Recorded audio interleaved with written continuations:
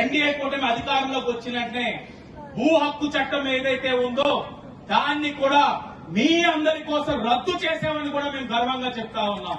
ఇది కూడా మీ శ్రేయస్సు కోసమే. అలాగే ఉచిత బస్సు, మహిళలందరికీ కూడా ఉచిత బస్సు ప్రయాణం ఎన్నికల ముందు హామీ ఇచ్చున్నాం. చాలా చోట్ల అడుగుతా ఉన్నారు, దానిపైన కూడా అధ్యయనం చేస్తా ఉన్నాం. ఉచిత బస్సు అంటే రాష్ట్రం మొత్తం తిరగద్దు, ఈ జిల్లా వరకే మీకు పరిమితం. ఈ జిల్లాలో మీ పనులు అవసరాలు తీర్చుకోవడానికి ఉచితంగా బస్సు ఎంతసేపు ఎక్కి తిరిగి ట్రోయ్ అని మళ్ళీ హక్కే రావాలి.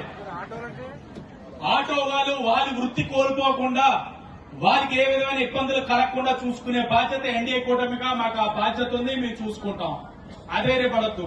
గత 5 సంవత్సరాలు డీజిల్ రేట్లు పెంచారు, ట్యాక్సులు పెంచారు, గ్రీన్ ట్యాక్స్ పెంచారు, రోడ్ ట్యాక్స్ పెంచారు, రోడ్డు పెనాల్టీలు పెంచారు. ఇన్ని పెంచి ఆటో